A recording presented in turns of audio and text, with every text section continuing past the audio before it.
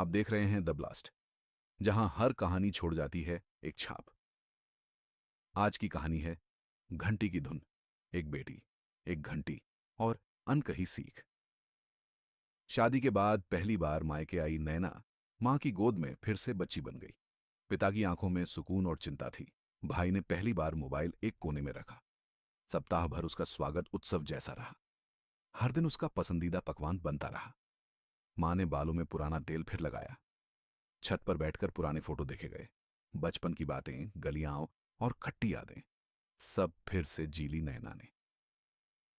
विदाई की सुबह सब कुछ शांत था। पिता ने एक पुरानी लकड़ी की घंटी दी। बोले, जब भी मन भारी हो या कोई तुम्हारी बात ना समझे, बस ये घंटी अपने पास रखना। मां ने धीरे से कहा, बेटी को विदाई में घंटी कौन देता है? पिता मुस्कुराए। ये सिर्फ चीज नहीं है, ये आदत है खुद को संभालने की।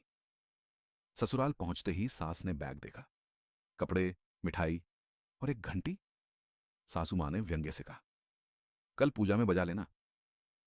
सुबह नैना पूजा में बैठी थी। घंटी उठाई और बजाने लगी। अचानक उससे एक कागज गिरा जिस पर पिता की लिखावट थी।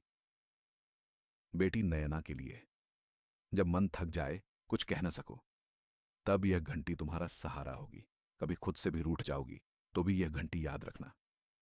बेटी, हो सकता है एक दिन तुम्हें अपने पति से शिकायत हो, कभी सास से, कभी ननद से, कभी खुद से भी। हो सकता है आसपास के लोग तुम्हारी बात ना समझें, पर तुम मेरी ये बात याद रखना, अगरबत्ती की तरह खुद जलते हुए दूसरों के जीवन को महकाना एक कला है।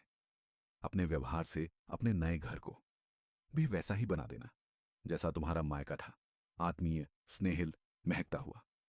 तुम्हारा पापा, यह तुम्हारा समर्थन है, तुम्हारा विश्वास है। जब यह बजेगी, सिर्फ आवाज नहीं होगी, बल्कि वह शक्ति होगी जो तुम्हें संभालेगी। बेटी, यह घंटी तेरी आत्मा की पुकार है।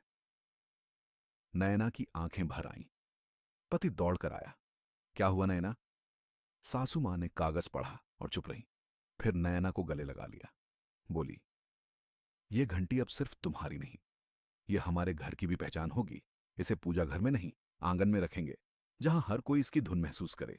घंटी अब रोज नहीं बजती थी, पर जब मन बोझिल होता, उसकी याद आती। रिश्तों में जब मौन छा जाता, घंटी की वो सीख साथ होती। घंटी पुरानी होती गई, लेकिन असर नया। बेटियां सिर्फ घर नहीं, संस्कार छोड़ जाती है, जो पीढ़ियों तक घंटी की तरह बजते हैं। अगर कहानी ने दिल छू लिया तो चैनल द ब्लास्ट को सब्सक्राइब कीजिए, ऐसी और दिल छू लेने वाली कहानियों के लिए। कमेंट करके बताइए, आप विदाई में अपनी बेटी को क्या देंगे?